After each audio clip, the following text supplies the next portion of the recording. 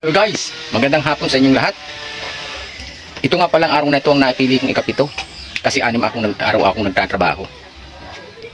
Ngayon nakapanood ako ng flip top na inspired ako. Ang bilis nilang magsalita kaya tinan nyo ang forma ko parang pang flip top. Pero kinontra ko ng anak ko. Dahil matanda na ako, hindi na raw bagay.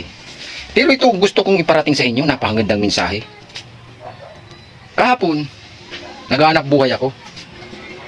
Ngayon, pumunta ako dun sa isang tindahan ng mani. Ngayon pagdating ko wala pa. Pero pagbalik ko, mayroon ng dalawang binibili. At ang sabi nung bumibili, "Ma, dagdag, Pasko naman." Ang sagot ng tindero, "May Pasko ba?"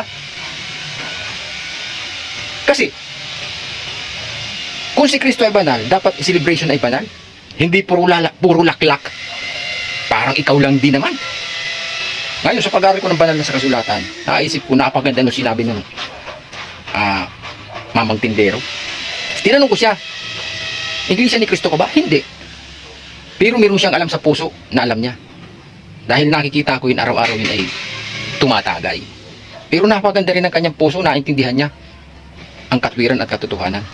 Tama naman siya, naintindihan ko. Dahil bakit? Ay kung totoo nga ng kapanganakan ni Jesus, ay bakit nga naman? Ay celebration lang naman ang alak. Di ba mga kaibigan? At ngayon itong itasama ko ito dun sa flip top na napanood ko. Salamat sa inyong lahat guys. Thank you very much and God bless. Tutuloy ko to. O paano ka naging sagrado? Kung sinasampo mo yung rebultong santo, gawa lamang ng tao. Ang basihan lang ay presyo. Magkano?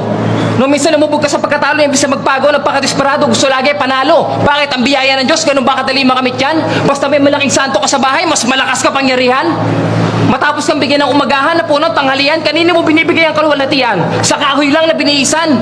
Bilan na kayo, salto ninyo, swerte to, sabi na... Hoy, bili na kayo, rebulto, santo ninyo, swerte to, sabi ng tindera. O swerte pala, bakit binibenta? Ang sinusugatan ko dito, maling aral. Ganun ako gumamit ng talas ng dila. Pag bumaliktad yung mga paniniwala nyo sa Biblia, sasabihin nyo ako naninira. Sino ba nanira? Ako na nagsabi sa Biblia o yung nagbaliktad ng uturo? Sino?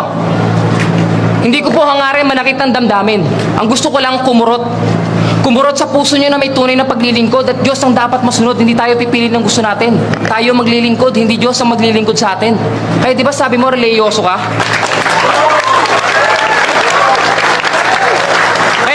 Bali na ako matalo. Di ba sabi mo religyoso ka? Pero, alam mo ba, ibig sabihin, pananampalataya ka. Alam mo ba, kahit Diablo, marunong manampalataya. Nanginginig pa. Nasa Biblia yun. Ang tanong kung may pagsunod o paggawa, religyoso ka, pero pag sinabing utos, sarili mo pa rin naghahari. O sige, religyoso ka, total madali lang niya masabi. Pero walang halong pagsunod, kaya sa mga sinabi mo, ikaw lang din ang bumabali. Ako?